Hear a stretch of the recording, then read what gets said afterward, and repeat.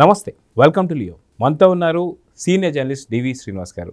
Sir నమస్తే. నమస్తే. చంద్రబాబు నాయుడు గారు వాస్తవానికి పేరు చెప్తే ఒక రాష్ట్రము లేదా ఒక ప్రాంతము కాకుండా దేశం మొత్తం కూడా తెలిసినటువంటి పేరుని కాకుండా ప్రపంచం మొత్తం తెలిసినటువంటి పేరు, ఏకైక పేరు ఏదైనా ఉందంటే చంద్రబాబు నాయుడు గారు అని చెప్పుకోవాలి. ఒక తెలుగోడిగా ఆయన రావడం, ఏదైతే తెలుగుదేశం పార్టీకి సంబంధించినటువంటి ఒక పార్టీలో అధ్యక్షుడు, ఇప్పుడు పూర్తి ప్రపంచంలోనే ఆయన పేరు తెలియని వాళ్ళు అంటూ ఎవరు లేరని చెప్పుకోవచ్చు. సో అలాంటి చంద్రబాబు నాయుడు గారు పుట్టినరోజు సందర్భంగా మీ మాటల్లో ఏం చెప్తారు సార్? లెజెండ్ అంటే మళ్ళీ నువ్వు బాలకృష్ణ సినిమా అనుకునేవు. అంటే లెజెండ్ అనే పదం ఇవాళ నిలువెత్తు నిదర్శనంగా లెజెండరీ లీడర్గా చంద్రబాబు నాయుడు, అసలు ఆయన రాజకీయ జీవితం, ఆయన విద్యార్థి దశ, ఆయన ఎదిగిన విధానం, ఇప్పుడు ఈరోజు ఇంత స్టాల్వాట్గా, పొలిటికల్ స్టాల్వాట్గా, ఇవాళ దేశంలోనే టాప్ లీడర్గా అసలు ఏ విధంగా అదొక పాఠ్యాంశం. భావితరాలకి ఆయన జీవితం ఒక పాఠ్యాంశం, యువతకి అదొక స్ఫూర్తి. ఏది ఒక సామాన్య మధ్యతరగతి కుటుంబం, ఏది తండ్రి తల్లి, అటు వ్యవసాయం, ఇటు పాడు పరిశ్రమ, మరి పెద్ద కొడుకు చదువుకున్న విధానం, యూనివర్సిటీ, వెంకటేశ్వర యూనివర్సిటీ. అసలు చిన్నప్పుడే ఏది కాలేజీలో స్కూల్లో చదువుకునేటప్పుడే ఆ గ్రామంలో శ్రమదానం, డొంక రోడ్లు, ఏది తన తండ్రి మరి పొలానికి వెళ్ళటం పడుతున్న ఇబ్బందులు చూసినటువంటి బిడ్డ, తన ఏదో గణేష్ ఏదో ఒక కమిటీ అనేది ఒకటి, పిల్లలందరూ కలిసి శ్రమదానం చేసి ఆ పొలాలకి రోడ్లు ఎంచడం, పంట కాలువలు బాగు చేయడం. విద్యార్థి దశలో ఎవరన్నా ఊహించగలరా? అంటే స్కూల్ డేస్లో ఒక ఆదర్శ విద్యార్థిగా తను మోటివేట్ చేయటం, మిగతా విద్యార్థులను కూడా గ్రామాభివృద్ధిలో భాగస్వామిని చేయడం. అంటే తలలో నాలుకలాగా ఆ గ్రామానికే కాదు, ఇప్పుడు ఏదో నారావారి పల్లె. ఇప్పుడు ఇవాళంతా 76వ జన్మదినోత్సవమా అంటే ఆ ఫిగర్ చెప్పకూడదేమో. ఎందుకంటే అసలు 26 ఏళ్ల నవ యువకుడిలాగా, ఏది ఆయన అసలు మనవడితో పరిగెత్తున్న వీడియో చూసావా? అసలు మరి దేవాంశే వాళ్ళ తాతతో పరిగెత్తలేకపోతున్నట్టున్నాడు. ఆ వీడియో మీరు చూస్తే చూడండి. అంటే ఇప్పుడు ఒకటి ఏది ఆయన ఫిజికల్ ఫిట్నెస్ కానీ, ఆయన డైట్ కంట్రోల్ కానీ, యూనివర్సిటీలో మరి విద్యార్థులకి ఒక అండగా, స్టూడెంట్స్ ఆర్గనైజేషన్లో విద్యార్థుల సమస్యలపై అక్కడ ఏది ఆ స్టూడెంట్స్ యూనియన్ ఎలక్షన్లో కానీ, ఒక రీసెర్చ్ స్కాలర్గా ఆ ఎన్జీ రంగ రాజకీయ జీవితం పైన, ఆయన వ్యవసాయ విధానాలపైన పరిశోధన, పిహెచ్డి థీసిస్, ఆయన ఏంటి ఇంకా ఆయనకు పిహెచ్డి అందులో రాకపోయినా కూడా ఆయన చేసిన రీసెర్చ్ అధ్యయనం, నిరంతర అధ్యయనం, నిత్య విద్యార్థి. ఇప్పుడు అసలు గమ్మత్ ఏంటో తెలుసా? ఇప్పుడు ఈ ముఖ్యమంత్రిగా ఇన్నేళ్ల రాజకీయ జీవితంలో ప్రతి ఒక్కళ్ళు ఆయన కలిసి వినతి పత్రాలు ఇస్తారు. వరుసలో క్యూ లైన్లో ధర్మదర్శనం, కష్టాలు నష్టాలు చెబుతూ ప్రతి కాగితం చదువుతాడు, మీ కష్టం వింటాడు. అంటే ఇప్పుడు ఒకటి అసలు ఇప్పటికి మరి 50 ఏళ్ళు రాజకీయ జీవితం, ఇంకా 2 ఏళ్లలో అనుకుంటా, ఇంకో ఏడాదిలో. నేను అంటోంది అదే, దేశం ఎరుగని రాజకీయ నాయకుడు. ఇంతవరకు కూడా 48 ఏళ్ల ఈ రాజకీయ జీవితంలో 28 ఏళ్ల వయసుకే ఎమ్మెల్యే, అత్యంత పిన్న వయసులో బ్యాచిలర్గా ఎమ్మెల్యే. పెళ్లి కాల అప్పటికి అసలు 28 ఏళ్ల వయసులో ఎమ్మెల్యే కావటం ఏంటి, 30 ఏళ్ల వయసులో మంత్రి అయిపోయాడు. మంత్రి అయినాక పెళ్లి చేసుకున్నాడు. అదే ఎన్టీఆర్ దృష్టిలో పడటం, సినిమాటోగ్రఫీ మంత్రిగా ఈయన ఉన్నప్పుడు ఎన్టీఆర్కే అల్లుడు కావడం, ఇప్పుడు అత్యంత పిన్న వయసులో ముఖ్యమంత్రి కావడం. ఎంత ఈయన ముఖ్యమంత్రి అయినప్పుడు వయసు 45. అన్బీటబుల్ రికార్డ్స్ ఇవన్నీ కూడా. అదేమంటే నువ్వు అన్స్టాపబుల్ అంటావు. బాలకృష్ణ తప్ప నీకు గుర్తురాడు అనుకుంటా. అంటే అన్స్టాపబుల్ కాదు, అదేటూ కరెక్టే. కానీ ఏది ఆ ముఖ్యమంత్రిగా ఆయన చేసిన అభివృద్ధి కార్యక్రమాలు, సంక్షేమ కార్యక్రమాలు, అటు శాసనసభ్యుడిగా, ఇటు మంత్రిగా, ముఖ్యమంత్రిగా 48 ఏళ్ల రాజకీయంలో 9 సార్లు గెలిచాడు. అసలు 1978 బ్యాచ్. ఎవరన్నా ఇప్పుడు సమకాలీన రాజకీయాల్లో ఉన్నారా? 78లో ఎమ్మెల్యే అయినటువంటి వాళ్ళు. ఆయన అప్పుడు గెలిచిన వాళ్ళు ఎవరు? ఆయనతో పాటు పుచ్చలపల్లి సుందరయ్య, లేకపోతే జైపాల్ రెడ్డి, వెంకయ్య నాయుడు, అశోక్ గజపతిరాజు, ముద్రగడ పద్మనాభం. ఆయన అప్పుడు 78 బ్యాచ్. ఇదంతా కూడా అప్పట్లో గెలిచినటువంటి వాళ్ళల్లో చెన్నారెడ్డి, జలగం వెంగళరావు, పీజేఆర్, లేకపోతే కరణం బలరాం 78 బ్యాచ్ ఇదంతా కూడా కేఈ కృష్ణమూర్తి. అప్పటికి ఇంకా తెలుగుదేశం పుట్టల. 78 నేను చెప్తాను. 83లో టీడీపీ. అవును. ఇప్పుడు దీంట్లో నువ్వు నేను చెప్పిన పేర్లలో ఎవరున్నారు? కొంతమంది చనిపోయారు. ఇప్పుడు ఉపరాష్ట్రపతిగా ఆయన అసలు ఇక వెంకయ్య నాయుడు గారు ఇక రాజకీయాల్లో లేరు. అశోక్ గజపతి రాజు గవర్నర్గా ఉన్నట్టున్నారు. అవును, గోవా గవర్నర్. ఈ ముద్రగడ పద్మనాభం ఇంకా అసలు ఆయన వైదొలిగినట్టే కదా. ఇంకా లేకపోతే కేఈ కృష్ణమూర్తి గారు ఉప ముఖ్యమంత్రిగా పనిచేశారు. ఇక ఆయన అందరూ ఇవాళ తెరమరుగైన 78 బ్యాచ్ మొత్తం రిటైర్డ్ అయిపోయారు సార్. అవును. కానీ ఈ బ్యాటింగ్ మాత్రం ఆపడం లేదు. అసలు అవుట్ అయ్యే ప్రసక్తే లేదా? నేను అంటోంది ఓపెనింగ్ వచ్చాడు బ్యాట్స్మెన్, చివరికి నాట్అవుట్గా నిలుస్తున్నాడంటే నేను అంటోంది అదే. ఏది 9 సార్లు కుప్పం నుంచి ఎన్నికయ్యాడంటే, అదే ఒకసారి చంద్రగిరి, 8 సార్లు ఇక్కడ శాసనసభ్యుడిగా 9-5 వేసుకో ఎన్నేళ్ళు, 45 ఏళ్ళు శాసనసభలో ఆయన వాయిస్, ఆయన స్టాండ్, అసెంబ్లీకి ఆయనకు ఉన్న అనుబంధం అదొక పవిత్ర దేవాలయం. అసలు అసెంబ్లీ అంటే అసలు మామూలు యజ్ఞం కాదు. ఆయన ఎప్పుడు అసెంబ్లీ సమావేశాలు వచ్చినా ఆయనతో పనిచేస్తుంటే అసలు రీసెర్చ్ ఏది నిరంతర అధ్యయనం అంటోంది అదే అనమాట. అంటే 45 ఏళ్ళ ఎమ్మెల్యేగా ఉంటూ దాదాపు 17 ఏళ్ళ ముఖ్యమంత్రి, ఈ రికార్డు కూడా ఎవరికి లేదు సార్. ఏది 10 ఏళ్ళు ప్రధాన ప్రతిపక్ష నాయకుడు, ఏది మెయిన్ అపోజిషన్ లీడర్గా. ఇప్పుడు ఒకటి ఏది అసలు ఇప్పుడు మనం తీసుకున్నట్లయితే 4 times సీఎం. మీరు చెప్పినట్టుగా ఇవాళ 17 ఏళ్ళు మరి ఇంకా ఈ 3 ఏళ్ళు కూడా లెక్కేసుకున్నా కానీ జ్యోతి బస్ రికార్డు బీట్ చేయడం ఖాయం. వెస్ట్ బెంగాల్ సీఎంగా జ్యోతి బస్ ఏదో 21 years ఏదో ఉంటుందన్నమాట. అంటే ఒక పాలకుడు ఎలా ఉండాలి, నాయకుడు ఎలా ఉండాలి మనం చూసాం. చంద్రబాబు అనగానే మనకు గుర్తొచ్చేది ఏంటి? ఇన్వెస్ట్మెంట్స్, పరిశ్రమలు, పెట్టుబడులు తీసుకురావటం, లేకపోతే ఇంజనీరింగ్ కాలేజీలు, ఐటీ, ఇన్ఫర్మేషన్ టెక్నాలజీ, ఎంప్లాయ్మెంట్. ఇప్పుడు యువతతో ఎందుకు ఆయన కనెక్ట్ అవుతాడు? అరే 13-14 డిఎస్సీలు పెట్టిన ముఖ్యమంత్రిని చూసావా? అరే ఎట్లా సాధ్యం? ఒక ముఖ్యమంత్రి 13-14 డిఎస్సీలు అంటే రేపు మళ్ళీ పిలిచారు ఇంకో డిఎస్సీ అంట. అయితే 3,000 పోస్టులు అనుకుంటా. మొన్న డిఎస్సీ ఏమో 16,000 పోస్టులు ఏమో కంప్లీట్ చేశారు. అంటే ఇప్పుడు పనిచేస్తున్న టీచర్లు ఉన్నారే అందరూ చంద్రబాబు నియమించిన వాళ్ళే. అంతకుముందు ముఖ్యమంత్రులు నియమించిన వాళ్ళంతా రిటైర్ అయిపోయి ఉంటారు. అటు తెలంగాణలో కూడా చంద్రబాబు నాయుడు నియమించిన వాళ్ళే. అంటే ఎట్లా ఆయన అటు యువతరం, అటు వాళ్ళ యొక్క చదువు, వాళ్ళ యొక్క ఉపాధి. ఇప్పుడు నేను అంటోంది అదే, dare to dream, strive to achieve. అదే అబ్దుల్ కలాం చెప్పిన, చంద్రబాబు చెప్పిన, కలలు కనటం కాదు, పెద్ద కలలు, వాటిని ఎలా సాధించాలంటూ ఊహించగలరా?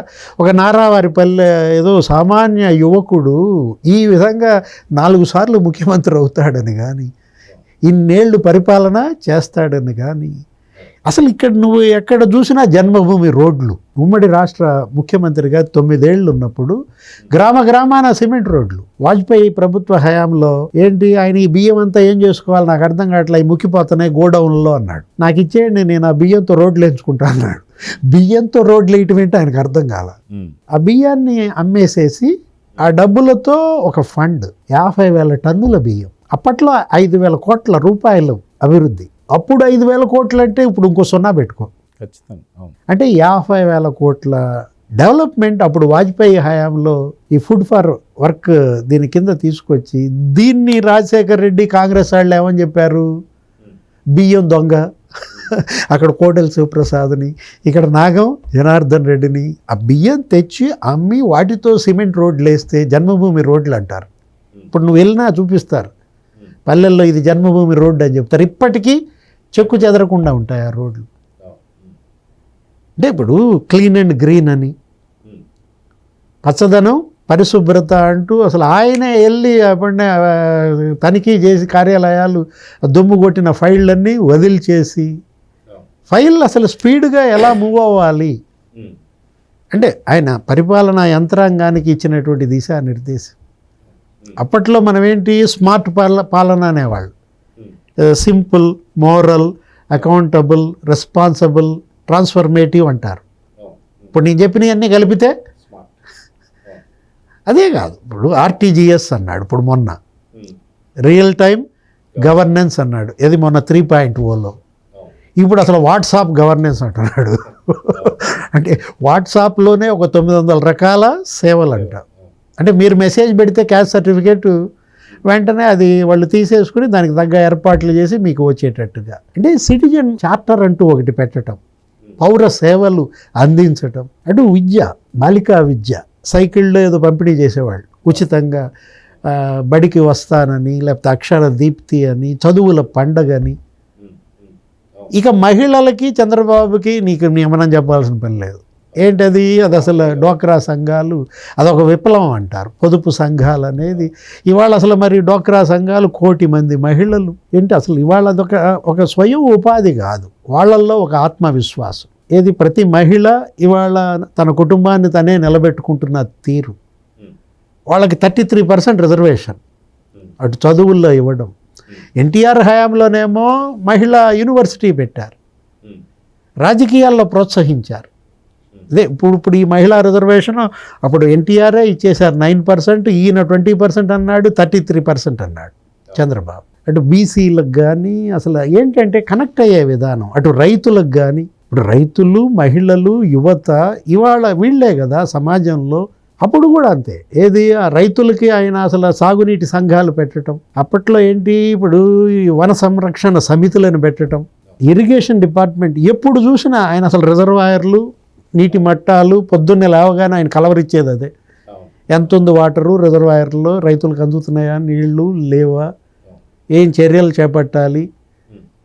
ఇరిగేషన్ మనం తెలుగుదేశం ఎప్పుడైనా ఎన్టీఆర్ అయినా ఇదే తెలుగు గంగ, హంద్రీ నీవా సుజల స్రవంతి, గాలేరు నగరి, ఉత్తరాంధ్ర సుజల స్రవంతి, పులిచింతల, ఈ ప్రాజెక్టులన్నీ కూడా ఇప్పుడు ఇవాళ ఏంటి ఇప్పుడు మొన్న మనం చూసాం. ఇప్పుడు ఈ 4.0లో కూడా లేదు, 3.0లో కూడా 2014-19 మధ్య 70,000 కోట్లు ఖర్చు పెట్టారు ఒక్క ఇరిగేషన్ ప్రాజెక్టుల మీద. పోలవరం 70% కంప్లీట్ చేశారు. జగన్మోహన్ రెడ్డి ఆయన ముఖ్యమంత్రి అయిన తర్వాత అందులో కనీసం 1/3 ఖర్చు పెట్టాల. అసలు రాయలసీమ ప్రాజెక్టులకి చంద్రబాబు 5 ఏళ్లలో 12,000 కోట్లు ఖర్చు పెడితే జగన్మోహన్ రెడ్డి 2,000 కోట్లు ఖర్చు పెట్టాడు. ఆ 2,000 కోట్లలో 1,000 కోట్లు గొయ్యి, లిఫ్ట్. గొయ్యి అంటే అదే రాయలసీమ లిఫ్ట్ పేరుతో 950 కోట్లు పెద్దిరెడ్డి ఖాతాలో వేసినట్టున్నాడు. అంటే ఇవాళ అదే కదా, ఏది నీటిపారుదల ప్రాజెక్టులే ఇవాళ రైతులకి మరి వెన్నెముక. సరే, ఇదంతా ఒక ఎత్తు అయితే ఇప్పుడు అమరావతికి సంబంధించి ఆయన మీరు ఇందాక అన్నట్టు 76 ఏళ్ళగా మనం చూడకూడదు, ఆయన 26 ఏళ్ళుగా ఆ ఆలోచనలు కావచ్చు, క్వాంటమ్ వ్యాలీ కావచ్చు, అటు డేటా ఏ సెంటర్లు కావచ్చు, అమరావతి నిర్మాణం కావచ్చు, వీటన్నిటిని ఎలా చూడాలంటే అప్పుడు గేమ్ చేంజర్ ఐటీ, ఇప్పుడు గేమ్ చేంజర్ ఏఐ. మీరు అన్నదే ఏది ఆర్టిఫిషియల్ ఇంటెలిజెన్స్, లేకపోతే ఈ డేటా అనలిటిక్స్, లేకపోతే ఈ క్వాంటమ్ కంప్యూటింగ్. ఇవాళ ఇది గేమ్ చేంజర్ అవుతుంది. ఏది క్వాంటమ్ వ్యాలీ అంటూ అక్కడ పెట్టడము, 50 ఎకరాలు దానికి కేటాయించడం. రేపొద్దున ఫస్ట్ క్వాంటమ్ కంప్యూటర్, భారతదేశంలో మొట్టమొదటి క్వాంటమ్ కంప్యూటర్ రేపు అక్కడ ఇనాగ్రేషన్ జరుగుతున్నటువంటి దీంట్లో ఇవాళ రాబోయే తరం 1,00,000 మంది క్వాంటమ్ నిపుణులు ఆంధ్రప్రదేశ్ నుంచే తయారవ్వాలి. అప్పుడు ఎలా అయితే ఐటీ అంటే ఎప్పుడైనా సరే ఇవాళ ఏంటంటే ఆంధ్రప్రదేశ్ తెలుగు వాళ్ళే నాంది ఆధునికతను అందుకోవడంలో, అందిపుచ్చుకోవడంలో. ఇవాళ మరి 70 దేశాల్లో మరి ఐటీ నిపుణులు ఉన్నారంటే ఆ రోజు ఆయన పెట్టిన ఇంజనీరింగ్ కాలేజీలు, ఇన్ఫర్మేషన్ టెక్నాలజీ. అంటే 20 ఏళ్ళు ముందు ఆలోచిస్తాడంటారు చంద్రబాబు. విజనరీ లీడర్ అంటూ అప్పుడు విజన్ 2020 ఇచ్చాడు, ఇప్పుడు విజన్ 2047 ఇచ్చాడు. మీరు చెప్పిందే గూగుల్ డేటా సెంటర్, అసలు అదొక పెద్ద డేటా హబ్గా మారుతోంది. విశాఖపట్నంలో నీకు 6,000 మెగావాట్స్, 6 లక్షల కోట్లతో అక్కడ డేటా సెంటర్లు వస్తున్నాయి. ఏ యూనివర్సిటీ ఇక్కడ అమరావతిలో, ఇది ఒక ఎడ్యుకేషన్ హబ్గా అమరావతి. ఇప్పుడు చట్టబద్ధత తెచ్చాడు. ఇప్పుడు అమరావతికి చట్టబద్ధత, రేపొద్దున అసలు దాన్ని ఇంకెవరు ఎక్కడి నుంచి కదల్చడానికి వీలు లేనట్టుగా. అంటే ఈ చంద్రబాబుకు ఉన్నటువంటి ఇమేజ్, ఆయన ఒక్క పిలుపుతో 34,000 ఎకరాలు ఇచ్చారంటే నమ్మకం, విశ్వాసం, బ్రాండ్. నాయకుడికి ఉండాల్సింది అదే కదా. ఇవాళ ప్రజల్లో నమ్మకం, ఇవాళ ప్రజల్లో విశ్వాసం, భవిష్యత్తు ఇవాళ ఆయన ఒక భరోసాగా అటు యువతకు కానీ, ఇటు మహిళలకు కానీ, రైతులకు కానీ. నేను అంటోంది అదే, లెజెండరీ లీడర్ అనేది ఏ విధంగా యాప్ట్ చంద్రబాబుకి అనేదానికి నీకు ఆయన ఒక పాఠ్యాంశం అంటోంది అదే. అంటే మనకు తెలియదు, రేపు భవిష్యత్ తరాల్లో పాఠ్యపుస్తకాలు ఎలా ఉంటాయో తెలియదు, అందులో మాత్రం కంపల్సరీగా ఉండే సబ్జెక్ట్ ఇదే. సార్ ఇదంతా ఒక ఎత్తు అయితే చాలా ఇంపార్టెంట్ అయినటువంటి ఒక ఘటన కూడా ఒకటి ఉంది సార్. ఏదైతే 2019-24 మధ్యలో ఒక చీకటి పరిపాలన జరుగుతున్నటువంటి సమయంలో ప్రజా గలాన్ని తొక్కేసినటువంటి వాడు వైఎస్ జగన్మోహన్ రెడ్డి అని చెప్పి చాలాసార్లు చెప్పుకున్నాం. అటువంటి టైంలో యువగలం నడుస్తున్నటువంటి టైంలో అటు లోకేష్ గారిని ఆపడానిక లేదంటే ఏదో ఒకటి చేయాలి చంద్రబాబు నాయుడు గారు నన్ను తెలియదు కానీ రాజమండ్రి జైల్లో పెట్టడం, దాదాపు 53 రోజులు ఆయన్ని జైల్లో పెట్టడం, అదే కాకుండా ఆయన బయటకు వచ్చిన అన్స్టాపుల్లో కూడా చెప్పారు ఆ జైల్లో ఉన్నప్పుడే నన్ను అంతమొందిస్తానికి ప్రయత్నించారని చెప్పి. ఏంటి సార్ చీకటి రోజుల గురించి మీరు ఏం చెప్తారు? అంటే హీరో ఎప్పుడు ఎలివేట్ అవుతాడు విలన్ ఉంటేనేగా. అవును, ఇప్పుడు రాజమౌళి అదేగా కాన్సెప్ట్. విలన్ని బాగా బలంగా చూపిస్తే అప్పుడు ఆ హీరో ఇంకా మరీ బాహుబలిగా జనం ముందు ఎక్స్పోజ్ అవుతారు. ఇప్పుడు ఒకటి అనేక ఆటుపోట్లు ఎదుర్కొన్నారు ఆయన, అనేక సంక్షోభాలను ఎదుర్కొన్నాడు. అసలు సంక్షోభమే నాకు అవకాశం అంటాడు. అసలు ఎవరన్నా ఊహించగలరా? అసలు ఇది ఎక్కడ తీరి? కష్టం అంటే కష్టం నీకు ఒక అవకాశం అంటాడు, నష్టం అంటే నష్టం నీకు ఒక గుణపాఠం అంటాడు. నేను అంటోంది అదే. అక్కడ ఇప్పుడు జగన్మోహన్ రెడ్డి జైల్లో పెట్టాడు, ఇప్పుడు లాలూ ప్రసాద్, లేకపోతే జయలలిత, లేకపోతే మధుకోడ, అనేక మంది జైళ్ళకి వెళ్ళారు కదా. వాళ్ళందరూ జైళ్ళకి వెళ్ళినప్పుడు మనం ఏం విన్నాం, ఏం చదివాం? జయలలిత అంట ఆమెకి ఏదో ఒక 700 పాదరక్షలు ఉన్నాయంట, అక్రమాస్తులు, అవినీతి ఇవన్నీ బయటపడ్డాయి వాళ్ళందరికీ. ఆమెకి ఏదో 25,000 చీరలు ఉన్నాయంట, ఆమె నగలు 4,000 రకాల చీరలని చాలా వచ్చేసి. అవును, అంటే ఆ నాయకులు జైళ్ళకి వెళ్ళినప్పుడేమో వాళ్ళ అవినీతి పైన చర్చ జరిగితే, చంద్రబాబు జైలుకి వెళ్ళినప్పుడు ఆయన జైలుకి వెళ్ళకముందు ఎవ్వరూ ఆయన అభివృద్ధి గురించి మాట్లాడేవాళ్ళు కాదు.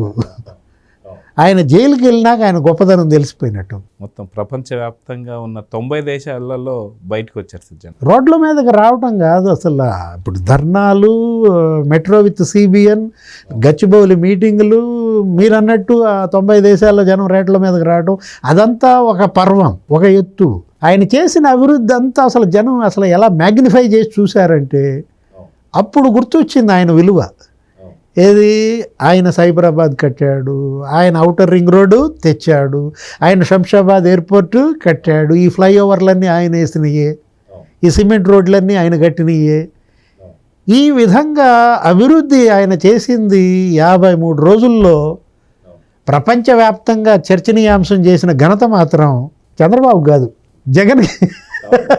జగన్మోహన్ రెడ్డికే దక్కుతుందన్నమాట. దీనికన్నా ముందు ఇది కొడుకు చేసిన పని అయితే, తండ్రి హయాంలో దాదాపు 23 క్లైమోర్ మైన్స్తో దాడి చేయడం, అక్కడ నిజంగానే ఆయన ఏ స్థితిలో ఉన్నా కూడా తెలియకపోవడం, స్వయాన వెంకటేశ్వర స్వామి నన్ను కాపాడని చెప్పి ఇప్పటికీ చెప్పుకోవడం, ఇలా 2 సార్లు జరిగినటువంటి ఘటన ఇంకెవరికి కూడా లేదనుకుంటా. దీని గురించి మీరు ఏం చెప్తారు? నాకు ఆ ఇన్సిడెంట్ గుర్తు చేస్తే పవన్ కళ్యాణ్ గుర్తొస్తాడు. షూటింగ్ ఆపుకొని మరి. అవును, పవన్ కళ్యాణ్ అలిపిరి చంద్రబాబు ఆ క్లెమోర్ మైన్స్ అనేక మంది రాశారు, అనేక మంది చెప్పారు, కానీ పవన్ కళ్యాణ్ చెప్పినంత గొప్పగా ఎవరు చెప్పాల.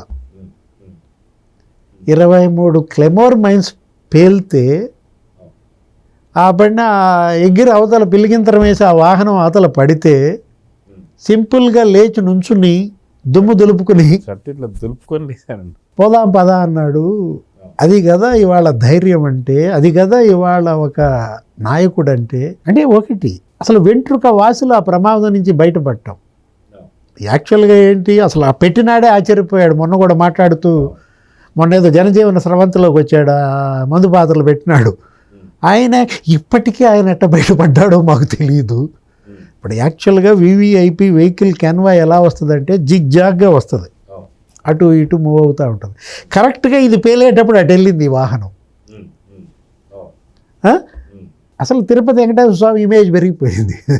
ఆయనే ఈయన్ని కాపాడాడు అన్నట్టుగా దేవుడి మహిమ ఇప్పటికీ ఆయన చెప్పుకుంటాడు. మా ఇలవేల్పు ఆ రోజు నన్ను కాపాడాడు, ఇవన్నీ చేయించడానికే నన్ను ఆయన బతికిచ్చాడు, ఒక పునర్జన్మ, మృత్యుంజయుడు, ఇవాళ అమరావతి. ఆ రోజు మరి వెంకటేశ్వర స్వామి కాపాడినాడే ఇవాళ అమరావతి నిర్మాణకర్తగా మనం చూసాం. మొత్తం ఇవాళ శరవేగంగా పనులు ముమ్మరంగా సాగుతున్నాయి. ఒక అద్భుత నగరంగా అమరావతి. అసలు ఊహించగలమా? 30,000 మంది కార్మికులు, ఒక 3,800 వాహనాలు, జేసీబీలు, ప్రొక్లైన్లు, రోడ్లు వేసేవాళ్ళు, ప్రాజెక్టులు కట్టేవాళ్ళు, భవనాలు నిర్మించేవాళ్ళు. అమరావతి అద్భుత నగరిగా రూపొందుతుందంటే జక్కన్న, అమరశిల్పి జక్కన్న నాలా. సో ఇలా మాట్లాడుకుంటూ పోతే చంద్రబాబు నాయుడు గారి గురించి ఇంకా ఎన్నో చెప్పుకోవాలి సార్. సో ఇలాంటి అద్భుతమైన విశేషాలు మా ఛానల్లో తెలియజేసిన చాలా ధన్యవాదాలు. సో చంద్రబాబు నాయుడు గారికి మా లియో ఛానల్ తరఫున కూడా 76వ జన్మదిన శుభాకాంక్షలు. నమస్తే sir. Please subscribe to Leo News for more videos.